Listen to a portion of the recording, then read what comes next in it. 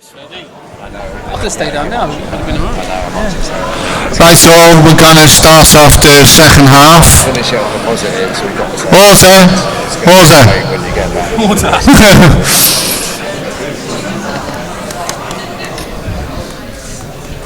Right, over to Peter Miller, because he was last one to ask before the interval. Thank you.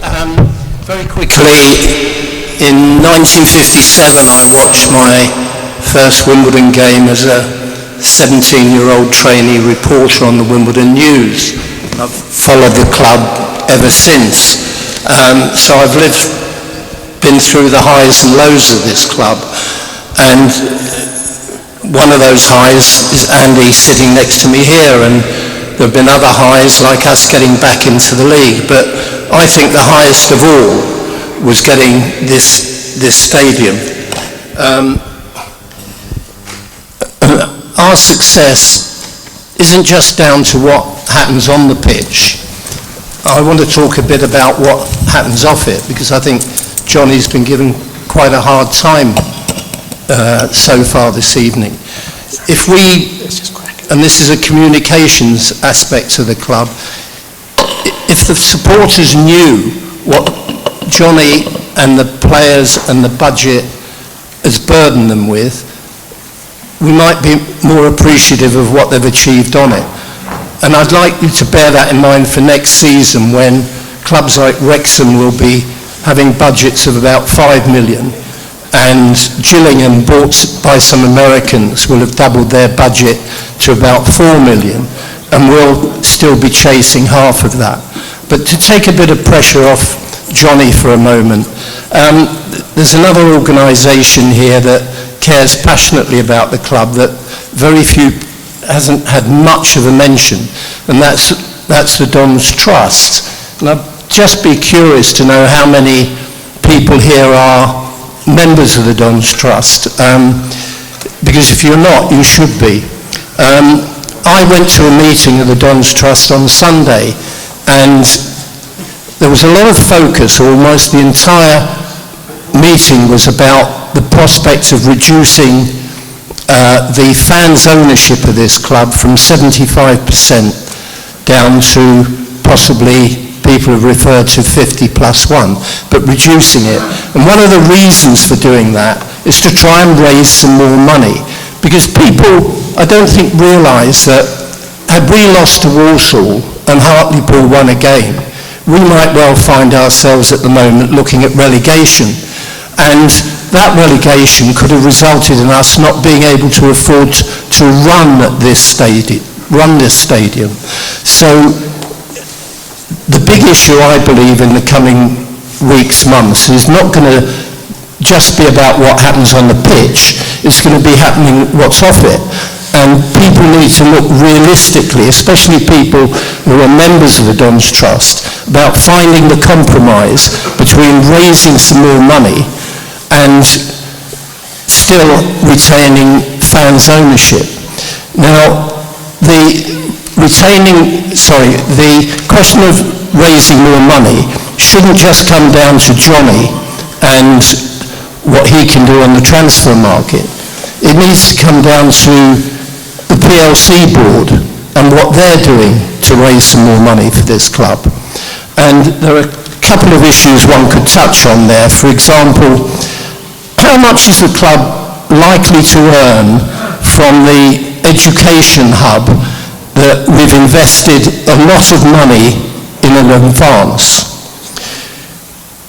Why have we spent a year not signing up a local man who has offered to invest 1.8 million? And what are you prepared, I say probably Nick here, to tell us about the London Irish approach to this club, which on a club website a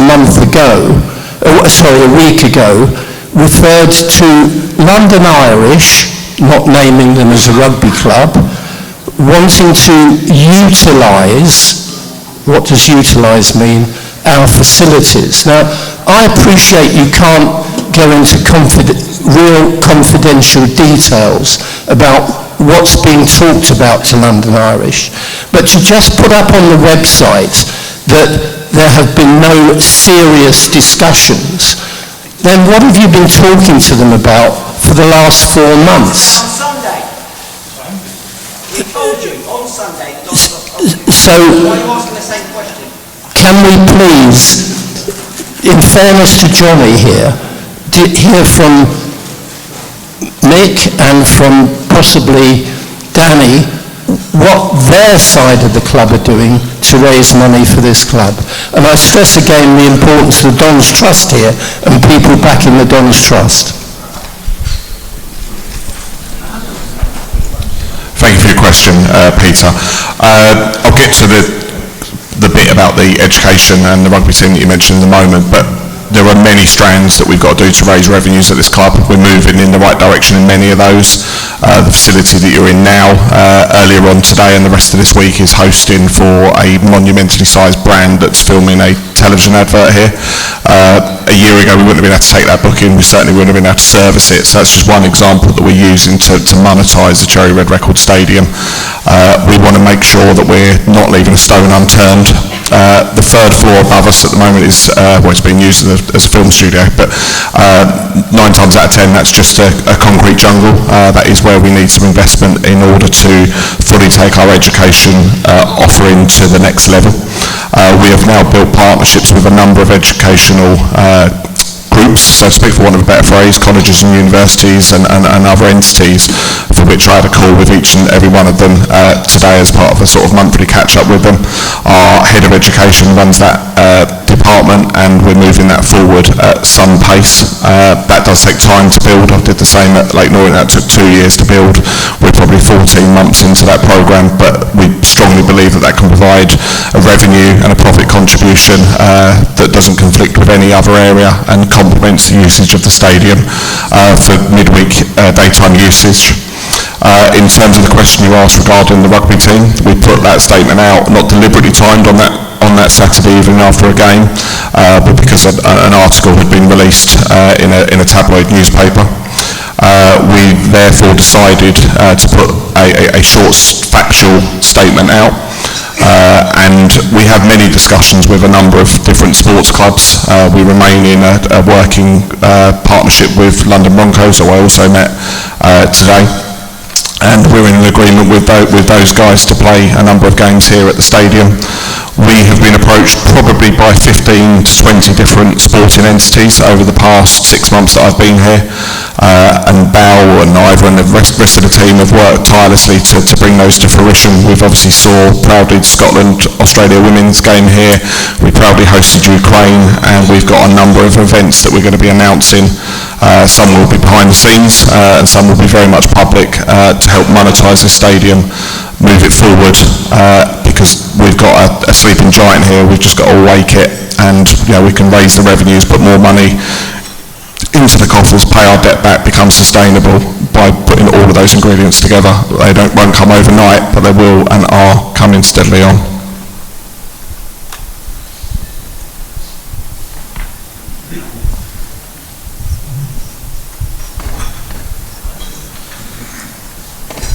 Next up, Chap over there. chap by the bar. Chap by the bar.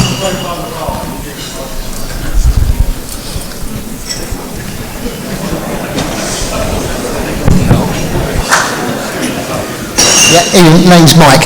Johnny, a question for you, because I've been told this happened. Did you apply for the Oxford job? I think he means United, not City. No, I didn't apply for it. To be honest, I was as shocked as you to see my name linked with that. I don't know where it come from, but I didn't apply, no. And did you have your transfer budget withdrawn late on in January from what you was expecting? No. Did we have our transfer budget withdrawn? What you was expecting to get in January to spend, did it get reduced? No, our budget was always the same. Obviously, we lost players that we didn't expect to lose. So consequently, the money that we did have to spend, we had to spread thinner, if you like. But we actually we actually received extra investment from the board in January, but it meant that we had to cover more positions because of the outgoings that we didn't foresee coming.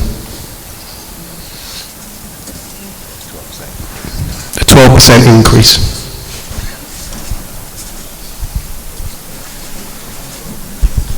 Right, next up. My name's Martin. I'm just wondering, have we got any plan for the goalkeeper when he has the ball to do anything useful with it apart from just kick it down the pitch?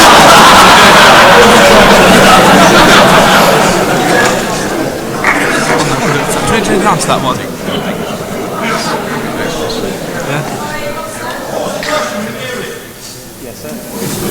Have we got any plans for the goalkeeper to do anything useful with the ball apart from kick it down the pitch?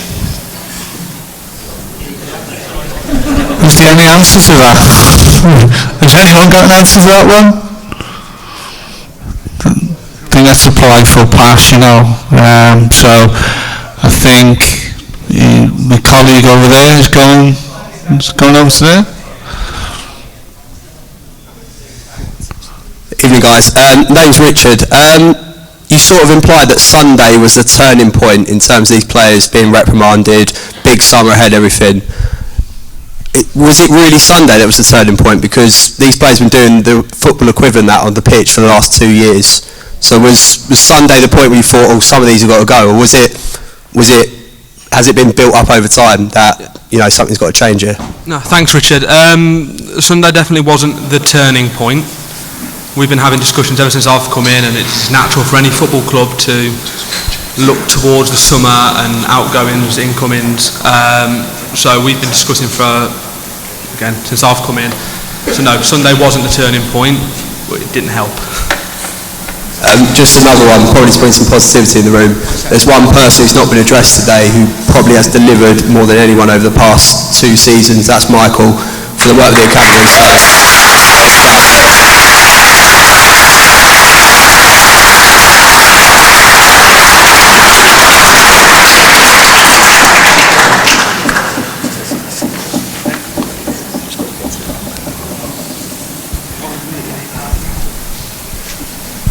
I think on that note, it'd be nice for Michael to say a few words, because obviously one of the real positive points of this club in the last few years, now been here a long time, is the fantastic batch of young players coming through, and a nice bit from Michael at this stage would be appreciated. Yeah, it's good to see some of my family members in the crowd, so thank you. The accumulation of good work that happens behind the scenes is, why we're able to produce what we have produced, and that goes to Rob Tuvey at the back, who played a massive part in our progression over the last few years.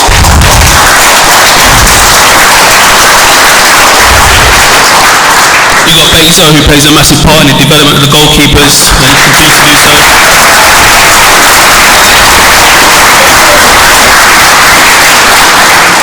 And I know there's been a lot of frustration, but there has been 7 debuts this season in the league, and that doesn't happen without a manager that wants to play young players as well. So it's a club, something that we should be proud of, and it's not just one person. There's a group of us, and it's a collective unit that works together to make this happen.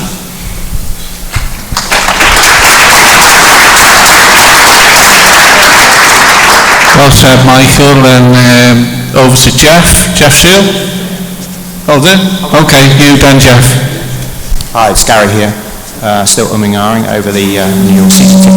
So my question to Craig is really about the process of kind of selling the club to new players over the summer, whether it be permanent signing or on loan signings. How's that process going to change? Is it going to be the same? Is it still Wimbledon with its unique selling point, or what? Yes, I was actually asked this question by Charlie, who I've met for the first time since my interview tonight. In an interview, like, what? I want to be honest, and I said at the time, it's getting harder because players tend to try and follow the money, if that's £50 a week more, or £100 a week more, or however much it is.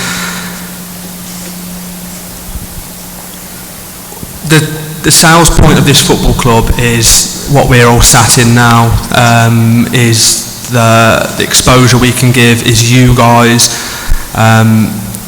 is what we can offer them. So we're going to be, rather than targeting any player, we're going to be targeting players that we feel will fit our style of football. So when we're having a conversation with them, we can go, look, we're going to play to your strengths here because of X, Y, Z. So that's number one. The manager is a big attraction for players. He's got a lot of contacts, and especially around the southeast down here, aren't we? Yeah, southeast. So a lot of players know him. A lot of players call me up and go, oh, I know your manager. I know him. I know Terry. I know Basil. I know Rob. So there's a big thing. The actual story and what they can represent by coming here, and I say this to a lot of people, this club, rightly or wrongly at times, immortalises people. So you've had players that have played 4 or 5 games for you, and you guys, I'll have Ivor telling me about him, or I'll have someone else telling me about him. That's a rarity that most of the clubs haven't got. So there are loads of different ways we can sell to players, and my latest technique and tactic has been, we've got the nicest stadium in League 2 in London, and we have 15 scouts come and sit in our posh seats every week, so you're going to get seen by scouts every week. I'm hoping that's going to work. But yeah, no, there are loads of ways in which this club can attract players. Location's obviously one. You're in London, you're in a nice part of London, and everything I've mentioned before, manager, club, fan base, history, stature, stadium. The one thing that I had on a previous club that I haven't got here at the moment is the impressive training facilities. We've got a really good base, but needs a lot of work on it, and I've been working with a few of you guys. I'm meeting a few more tomorrow to how we can do that. Once we get that up and running, I think we can be really proactive in our recruitment and get those players in early with an all-rounded base. Jeff, when our youth team went up to Newcastle a few years ago, they did 2 things. They won the game, and afterwards they asked for a broom so that they could make sure that the dressing room was clean. Might one suggest both of those would be a good idea for the first team at Grimsby on Monday?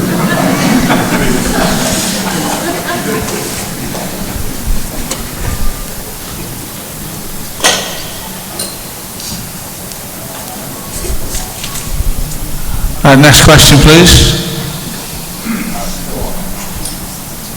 Hi, Alex. Johnny, are you too soft on these bunch of players? And will you look to be stronger next year with them? Craig, where do you think this current group of players would finish in the league below? Because I don't think they'd finish in the top 10 or 12 in the league below. And Mr. Buckley and Danny, it starts and ends on the pitch. Like, you can put in a new sound system and it's beautiful stadium and all that, but in about 9-12 months, genuinely, if we don't back Johnny, and I do think I'm all for backing Johnny, I'm looking at player budget, it starts and ends on the pitch, and I want to hear that we either get behind Johnny, because I think we have to improve this squad. I don't think marginal gains is going to do it, because if marginal gains are going to finish second bottom next year, and I think that's going to work for anyone.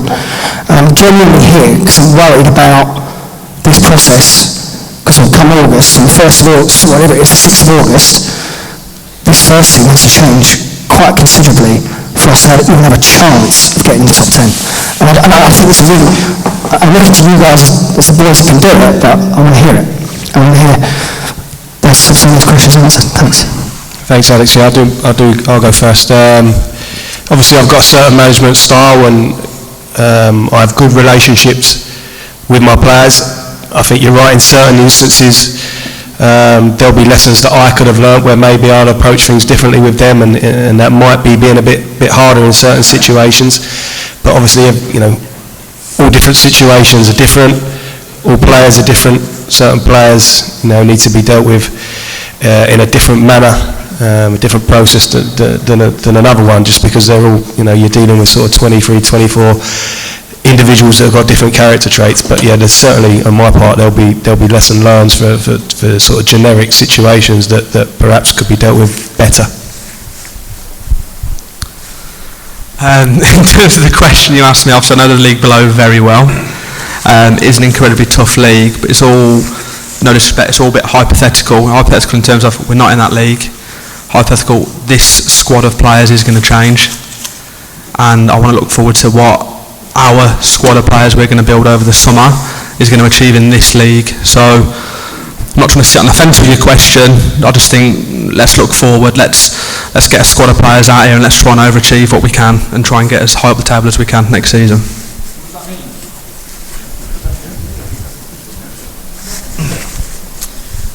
I think the third part of your question was about not spending money on this room but getting as much as we can into the playing budget. Yes. Is that right? Yeah, thanks, Hokes. I think it's a really good point. We need to get as much money as we can into the playing budget.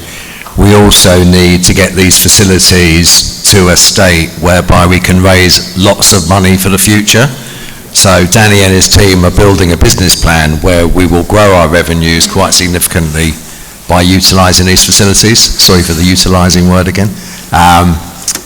So the money that we have for this room is from a separate pot of capital expenditure money, so it doesn't impact the playing budget. So I hope that helps. Danny, do you want to? And in addition, we received a lump sum to put the work in to apply for it from the EFL for various CapEx projects that include this room and also the training ground kitchen refurbishments. We have to take a short, medium and long-term view. The booking we've got for today and for this week, that doesn't go in the budget in 2 years' time. It helps the budget for the season we're just about to kickstart planning and progressing. I suppose the obvious thing to say as well is that the fact that we are selling the season tickets so quickly is really, really helpful for when we're setting the budget for next year, because that kind of gives everyone the reassurance and confidence which allows us to underpin the playing budget number. So actually I haven't done mine yet, I'm doing mine tomorrow, but if everyone can do that as soon, if you're intending to do it quickly is a really helpful thing in terms of us planning what the budget will be for next year. And if you don't renew, you end up getting a phone call from me or one of the staff, so that's another incentive.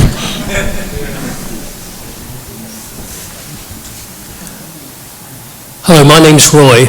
Do you think there's anything we can learn from Sutton United from this season? Given their rise from the conference, I think we'd all be very happy if we'd settled for their league position rather than ours. And yet they came newly into this league. I don't think their player budget was any better than ours, but as a probably less than sophisticated setup than what we've now got, where did they get it right that we didn't?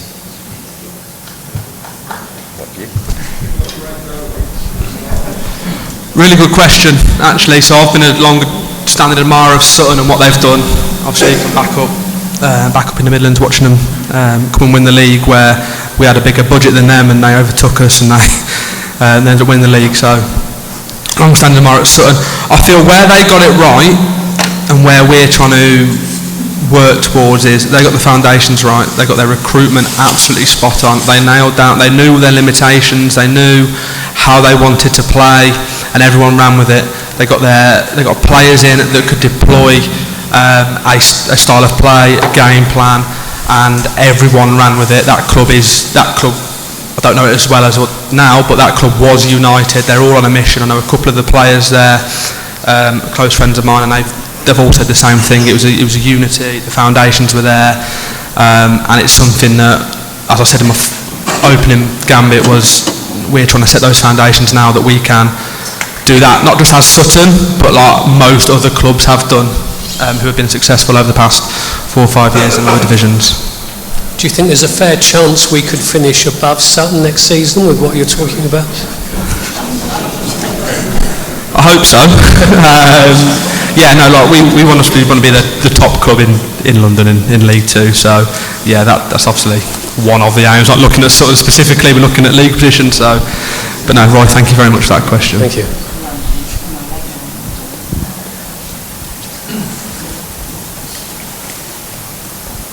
Hi, my name is Oliver. We've now dropped, I think it's 79 points in the past 2 seasons from winning positions. It seems like mediocrity on the pitch has kind of become acceptable, and it seems there's also a bit of an institutional problem with game management. What are we going to do to sort that out? Are we hiring sports psychologists, or what are we doing on the pitch to sort that out?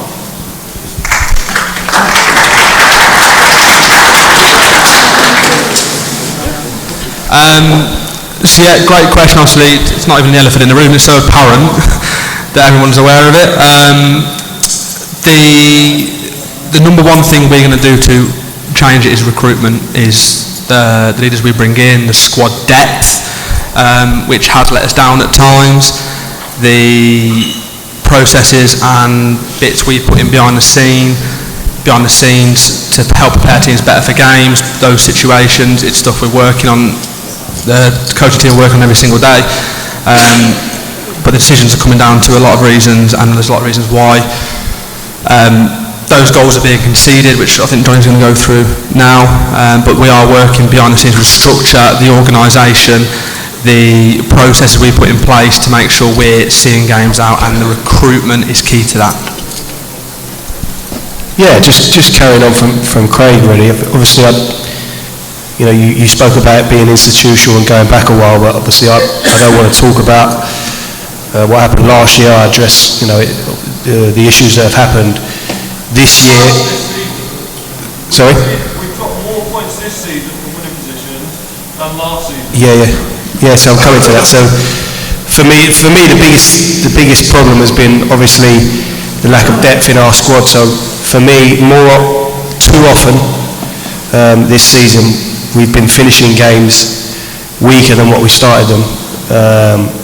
That being, the makeup of our bench and the squad that we built. We obviously was leaning on inexperienced players very often, and pressure moments, I think, told in those instances. We've had a lot of injuries, which in turn affects the depth of the squad.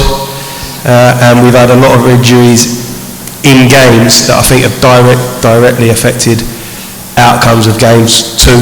I think we've been unlucky with that. I think back, maybe correct me if I get some of these wrong, but I think Pearce going off here against Hartlepool was a big moment in that game. I think Pierre going off in the Salford game was a big moment. Look back, just recently Armani Little going off early in the Stevenage game, so there has been big moments where we've lost key players, and not only lost them, but lost them for long periods of time, which have made it more difficult. So that would be the obvious thing to turn to, but obviously to address that again, it's getting recruitment right, and it's making sure that you can make changes from the bench that are, going to make you stronger in game. We have to be better at game management situations as well, of course, but you want to get to a position where you've built a squad so that when one lad isn't performing up to it, you turn around and you're sending on someone who you feel is more than capable, even more capable of doing the job and seeing the game through than the guys out there. And too often this season we haven't had that luxury.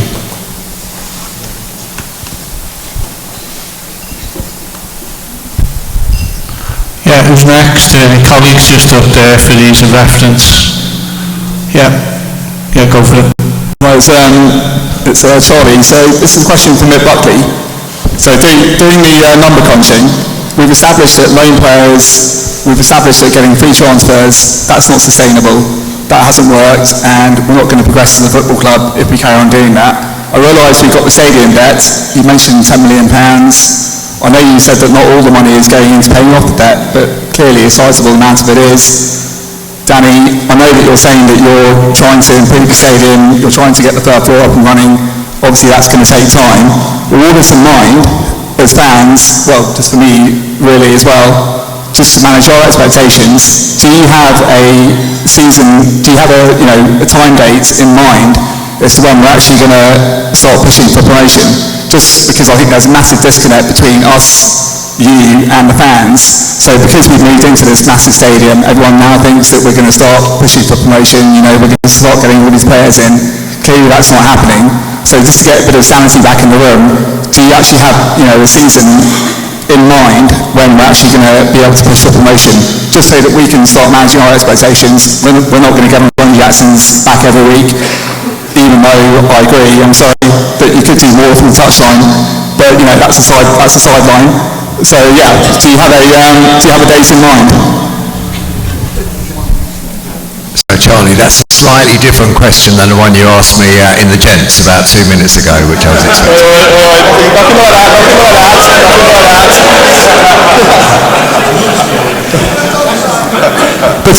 I think it's a valid question, because a lot of us, we all come here, we all have these grand ideas in our heads, and actually it's complete nonsense. So you seem to be a sensible guy, you seem to know your stuff when it comes to the numbers. Can you give us some actual answers? Yeah, so I think what I've already said is that we want to grow our playing budget for next season. We want to try and ensure that relative to other clubs, we're higher up the league. And to be honest, as a Wimbledon fan, I've grown up over many years. I never really knew what our playing budget was or where it was in the league till recent times. So that's because they sound-banded. Yeah, let me keep going. So, if you look at the last 10 years, I think there have been 33 different clubs being relegated from League One. 19 have made it back. 1 in 4 made it back in the first year. On average, it takes 3 years. It takes some clubs longer. I would want to go into next year thinking that we're really going to try and have a go with the money we've got to get as high up the table as we can. And when the board meets this week, we'll agree the final number and we'll agree some targets for the management team. So I hope that helps. In terms of the debt, why are we here? We're here to come and support our local football club, right? If you kind of strip this whole thing back to why we are all in this room so bloody passionate about this thing, we're coming to support our football club and we want to do as well as we can, but the reality is we also need to sort of keep the company solvent. And it is a balance, because I'm a fan. I'd rather spend all the money we got, give Johnny everyone he wants, and you'll be singing Super Johnny Jackson in your sleep if I did that. But the reality is we have to balance things. We'll get as much money as we can into the budget. We may have other events. We sold Ayuba Sal for a bit more money than we were expecting. We were planning to sell him this summer. We got a bit more than we were expecting to get, so that's good. So some of that money will go into next season's playing budget. I woke up the other night dreaming Jack Redone had gone to Real Madrid, and my wife had to calm me down, but that would be a tremendously helpful thing if that ever happened. So we do have ongoing participation. So it's a very fancy way of saying we benefit if players who've left here already go on and go to bigger clubs. So there are lots of good things that can happen financially. We want to get as much as we can into the playing budget, but we also need to take the debt seriously, not least because a lot of the people in this room lent the club money. So we've got to take the debt seriously and balance things. Okay, so basically what you're saying is, I don't know when it comes to a season when we can actually realistically be pushing for promotion. I really don't know which season we're going to get promoted in, but I'm not saying get promoted, I'm saying when are we actually going to have a season where we can actually come away and not just be losing every game, not just be, basically hanging on by the... Yeah, I think I've answered it. Hopefully next season, Charlie, we're all going to enjoy our football a lot more when we've sorted out the training ground, we've figured out how to keep our players on the pitch, and we've recruited a better balance of squad in terms of age profile, number of senior professionals. We have loaned players with a bit more assurance, if it's possible to achieve, that we are going to keep them through January. So there's lots of things that we've learned from this year, and if we can implement those, I hope we'll all have a better time next year. Thank you. Hi, Peter Godfrey. Jonesy's told me to be quick, not swear, and only ask one question. It's not to Johnny, because I bet he's here at the kit sponsors dinner, so I'll leave him alone tonight. Craig, a lot of pressure on you, I feel. You said earlier, we're going to try and sign the right sort of player. Now, could you expand on that? Because we all have an opinion on the right sort of player, but I don't want to hear the usual pitter-patter about, good attitude, right sort of character, strength, this, that and the other. Can we get a goalkeeper that can kick the ball high and wide? Can we get a centre-half that's above 6'5"? Can we get a midfield? Can you start again, please?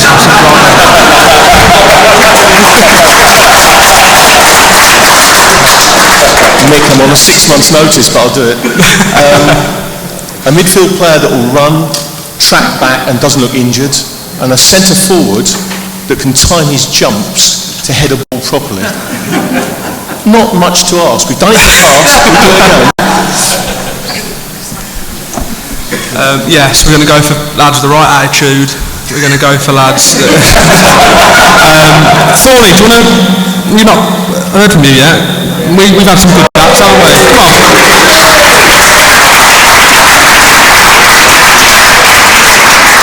I'm hoping we're as aligned as we think we are.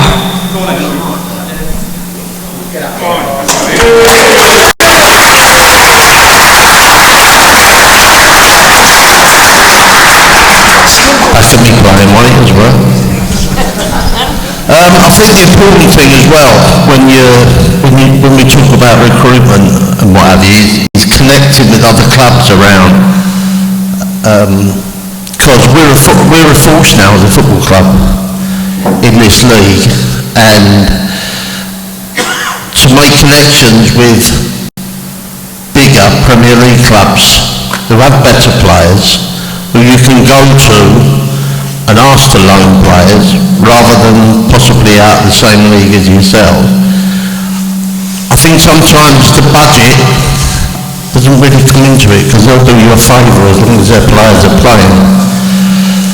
If you're getting a better player for the same money, well then you go down that route, don't you? And you know, we've been 2 months now where we've been flat out, and I think you'll all be surprised in the summer. And I wouldn't say if I didn't think you was going to be, because it's been quite ruthless, and going from a team that's a club that's been put together on a park where people come and have trials. All of a sudden there comes a time when you're now in a lovely new stadium, we are. There comes a time when you've got to be ruthless, and that time's come. So when you say we need this and we're fully aware of that. But if you pay, I don't know, 500 quid a week to a certain type of player, but you can get a better player for the same money, then you connect with them clubs, and we need to do that to offset what our budget is, in my opinion. Okay.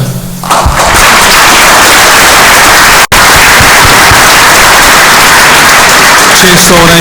Appreciate that. So yeah, you touched on a couple of attributes there that you mentioned you want to see in your team next year, and that's what we're all trying to strive for. We want strong athletes, we want players that are good on the ball, put the ball in the right areas, we want people that are going to come off that pitch, not limping injury-wise, but limping because they've left everything out there. That's the profile we want, and as corny as it is, it does come down to attitude, and it does come down to character, because what they leave out on there when we've got mobile forwards that run themselves into the ground, that get into good areas, that these guys can coach with Terry and the guys back there. That's what we're looking for next season.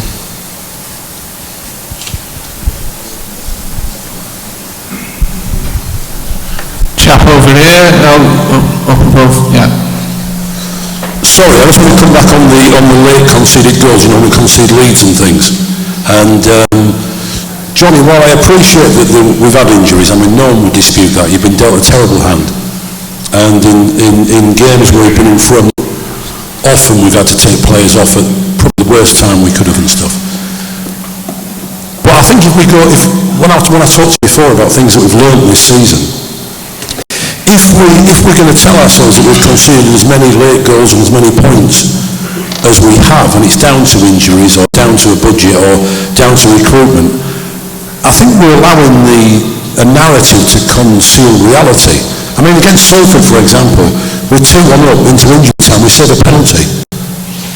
Now, surely that probably got hooked the goalkeeper, tell him to kick it over the dugout into the stands. We then make 2 substitutions, the game's over. Well, that's not injuries or a budget or anything else. When the game management you did concede there was some game management issues, but right the way through that's not the way you defend a league, is it? When we played away at, I was thinking more of the Stevenage game when we played there, and we're 2-1 down and we kind of press in for an equaliser, and their guy starts a little sort of fight, tussle on the touchline. It's good play, because it ends up in a melee and it wastes 3 or 4 minutes and stuff, and they end up running the clock down and getting the win.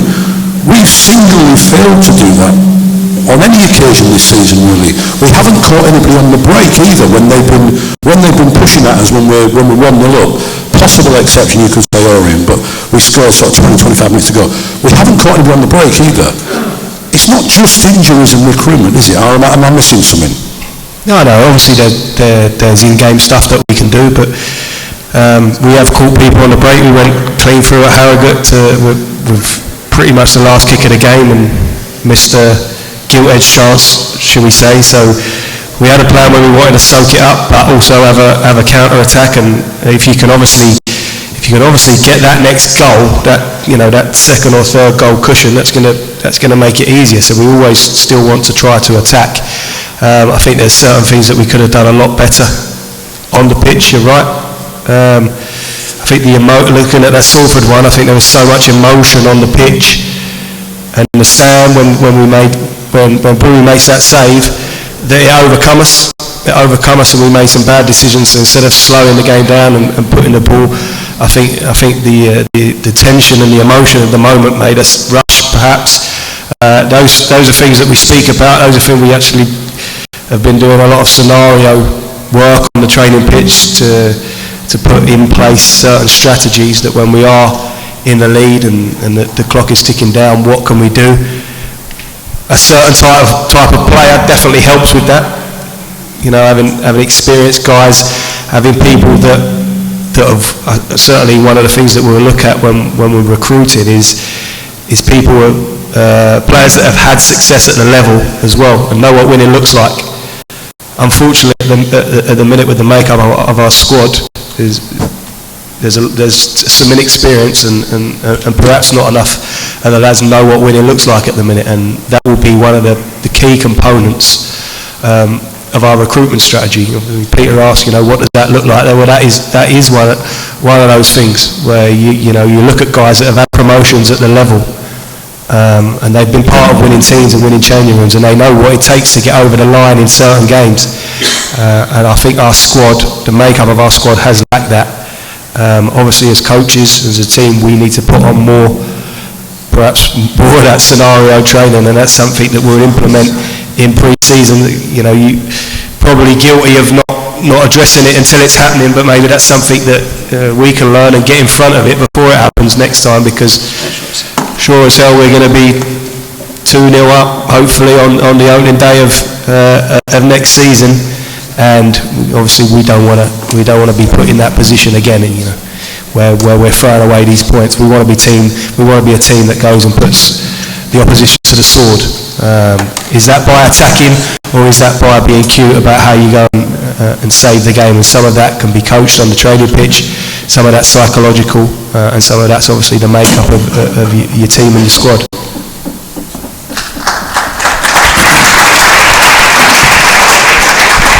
Sorry, just a couple more questions to go. I think there's one at the back first.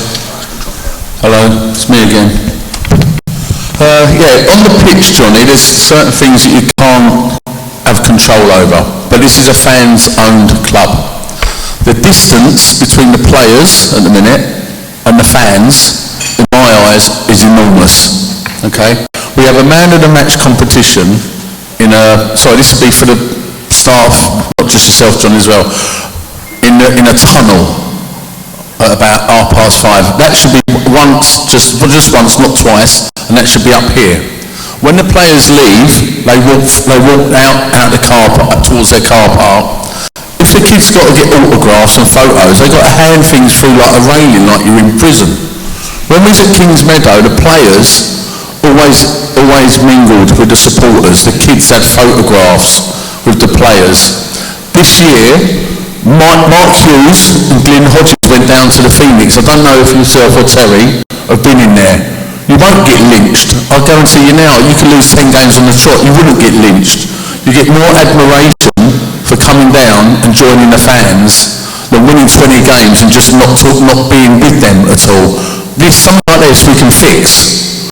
So we have something next season, because obviously this is going to be the last time that we're going to talk about this and not let it run. Can we have something where the fans, I know they're allowed up here, but can the players be instructed or asked just to get a bit closer to the fans again? Because it's just slipping away in my eyes.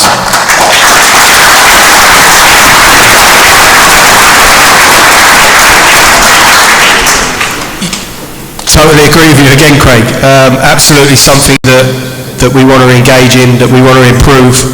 I think there's some things that we are looking at, but you're right, they're absolutely easy fixes, and that's something that we can definitely take on board. And myself as a manager, I can be on top of that and certainly help with that and manage that better. I think we're going to put some more sort of structure in place about how the players and the staff come and engage, man of the match, things like that Danny's going to talk more about.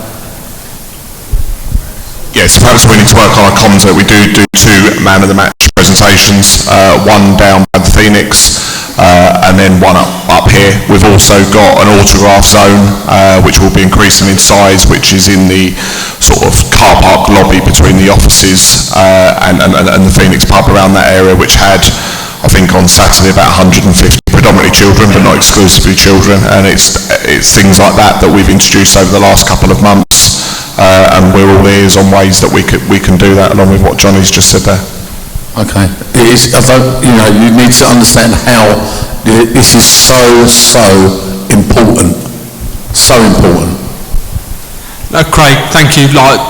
Genuinely, me, you and Zav have had loads of meetings about this now, and we need to rectify it and how we do it, and there's plans in place for pre-season. There's a new structure in place where players are going to be targeted on what they do and made accountable for what they do in the community with the fans, and obviously with you guys, the good work you do at D-Lag. Okay, I think the guy in the orange shirt there, do you have a question? Yes. I think it is. If you can... Go on, you go first, the back, and then the guy in the orange shirt, yeah? Look, I understand all the limitations on the budget with the stadium. That's great. Problems with injuries, which I hope will get rectified when Craig's sorted out sports science and everything else. But to paraphrase Johan Cruyff, I've never seen a bag of gold or money score a goal. So Johnny, as a young manager, get that into your head and get that into the players. So we've got a budget of whatever the hell it is, but we can always aim higher. So let's just get that attitude in all of us. And don't forget, I'm a new convert to Wimbledon, but if you think back to the 80s and everything else, that's what got this club where they are now. So just remember that. Thank you. Thank you. Absolutely take that on board, and we're all disappointed with how the season's turned out, but we're all dedicated to the cause that we give you guys. The heartbeat of the football club, the people that turn up every week on the road in their numbers, that come here and fill this place out, despite the results haven't been fantastic, and I know that there's been a lot of pain and suffering amongst you, well, an awful lot this season, and every single person up here, every single person at the back there that's part of our team are absolutely dedicated to giving you guys the team that you deserve, and we're really excited about the players that we've got going forward that hopefully we've given you some real insight into tonight, and that hard work's already started. As soon as that final whistle goes at Grimsby, it will double down. We'll be working tirelessly in the summer to get it right, to learn the lessons of this season, to make all that hurt and suffering that you guys have gone through. Let's let it be for something, and really learn the lessons and move this club forward and get it where you guys deserve it to be.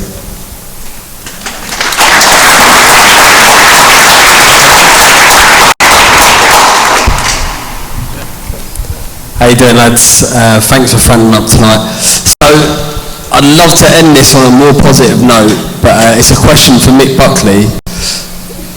Just in terms of what's happened over the last few years, the different managers that we've had come in and out the door, it feels to me like the problems that are existing go far deeper than who's in charge, who's in the dugout.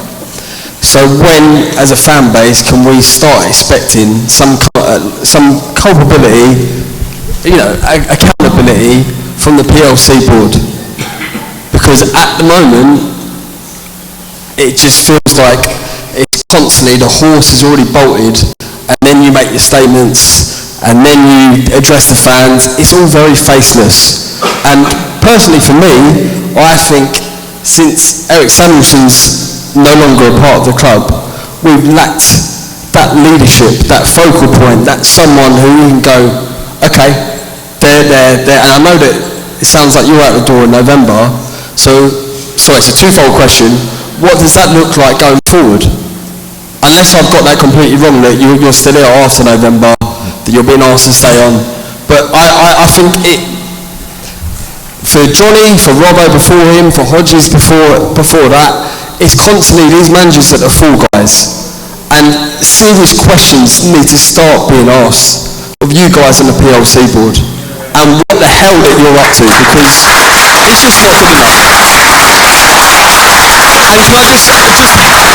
can I just want to say one thing, because let's have some hard truths tonight. Johnny's faced him, everyone's faced him, so let's just have it straight. In terms of, it's all excuses, and like I say, things have happened and they're not being, there's no room for decision making. So when can we actually start expecting that from the board? So, just help me answer the question. What are the excuses you've heard tonight? No excuses tonight, in fairness. Well, actually, we could go into that, but we'll be all night. That's okay. Sorry, have I upset you by the question? Because you've asked two or three questions in one question. Right, let me try and make this more succinct for you. You basically, before you gave Robbo the boot, you not even alluded to, you explicitly said, we've sold him short. And the same thing with Johnny now is that in the latest statement, it feels like you kind of alluded to that we haven't quite backed him. So what I'm asking is, when are we going to start, like I say, Johnny's come in tonight, and the management forum have walked the plank. When are you guys actually now going to start fronting up and actually being accountable for your decision makers, because you run the club, right? Okay, I got the question. So how would I answer that? So I think a lot of people on various boards over the last 5 years have been very preoccupied in building a £32 million stadium with very little money. So can I answer the question? Yeah. I think I've also said that coming in to this role a year ago and looking at what the club has, the club was clearly very distracted by this and was not focused enough on the training ground. And I think that, everybody can take responsibility for that, but you're mentioning PLC boards, so I'm quite happy to take responsibility on behalf of the PLC board for that. I think where we are now, we've built this stadium, we need to work together to make this stadium make money for us, so we can put more money into a playing budget and we can be more competitive as a club. We get that. So the poor decision making, I understand the question. I'm not sure what poor decision making is. Who are you trying to kid? Honestly. Okay. Seriously. Are you serious? We're restructuring the club to move forward, and you want to keep going backwards. No, that's fine. I'm not. What I'm saying is, in terms of the football operations and the decision making.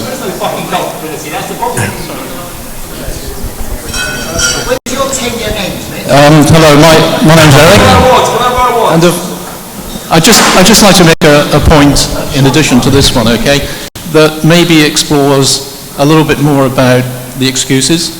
So one of the excuses that's coming out very strongly is that you've had to balance the books, you've had to make the right return on investment, and where you're looking at the assets you're looking at for the return on investment is very much caught up with the physical assets that we can see around us.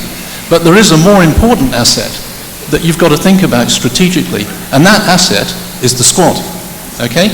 And I believe that if you invest wisely in the squad, they'll get a better return in investment for you. That's not to say you should not put the investment into the physical asset, but you've also you must not neglect the most important asset, which is the players, the squad. If they start winning, you'll fill this stadium. If they get promoted, you'll fill this stadium. And then you'll get the return on investment alongside this one. Now, what I'm worried about, and what I've heard tonight, is the excuses you're referring to. And the excuse is that you're not prepared to be courageous and actually put the investment also and believe that you'll get that return.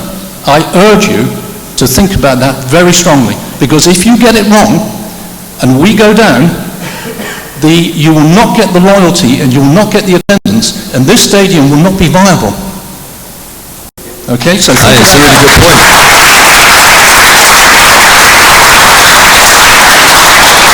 So I think it's a really good point, and I think the theme, one of the key messages this evening is that we are putting a lot of emphasis on recruitment, and we're trying to get as much money as we can behind that. So I completely agree with your question. On the previous question, I can't take responsibility for everything that's happened in the last 6 years, unfortunately, but and I'll make sure that we don't make excuses. That existed before the last year. Okay, so okay.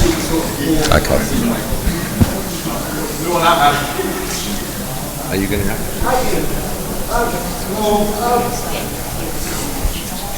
Keep going. More questions. We're going to take some more questions.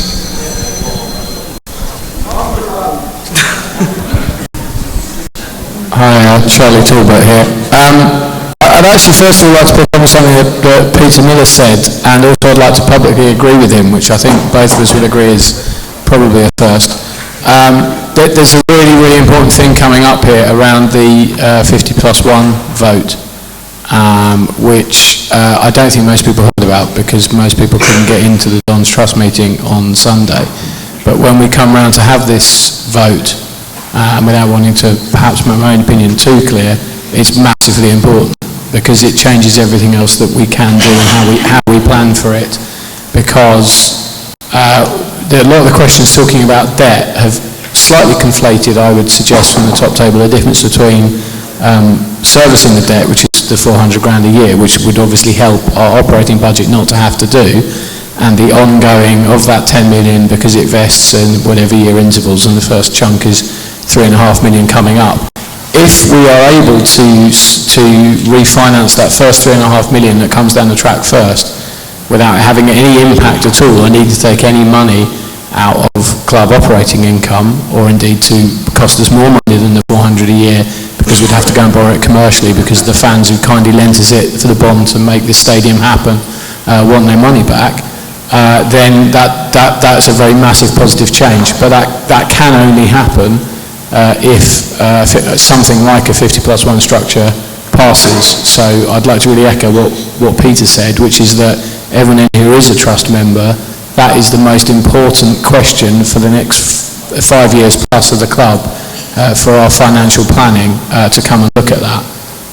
That is obviously also a slight red herring for how we are maximising the playing budget that we get onto the pitch on an ongoing basis. I do have a question on this. I also feel that as an ex-board member, it's probably slightly easier for me to pick up on the gentleman over there asking, not unreasonably, who takes responsibility for previous failings, because if you have a structure as we do, where every 2 years everyone rotates, every new board that's in can not unreasonably say, well, it was like that when I got here. And that's not necessarily helpful for institutions acknowledging what has gone wrong in the past. And it's very difficult for the current incumbents to answer that. So I was just going to leap in and say that I would say, based on the 2 years I spent on the board, and picking up slightly on what Mick said, everyone took their eye off the ball when getting the stadium built. I think that's fair. The stadium was built at the worst possible time, delayed by Boris and then opened during COVID. and there was a massive funding shortfall, and loads of us scrabbled around to bring the bonds in, which helped massively, because without it the stadium wouldn't be built. But as a result of that, at the last minute, a lot of decisions were made to cut corners, or value engineer, which is the posh building term for cutting corners. So the stadium was open was not really viable, as the sound system in here currently proves.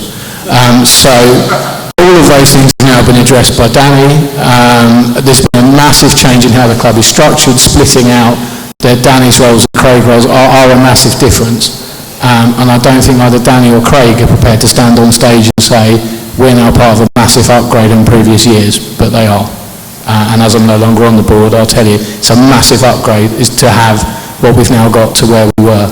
That's not an excuse. It doesn't excuse the last 2 years. The board I was on made a load of mistakes, clearly, and probably more to the point, oversaw other things that went wrong. But it's very difficult for people on the stage to tell you with a straight face without looking arrogant, if you think this is bad, you should have seen what it was like a year ago. We are in a better position where we are now.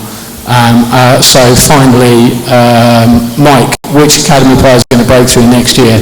And who's the new Jack Curry? And is it Morgan Williams?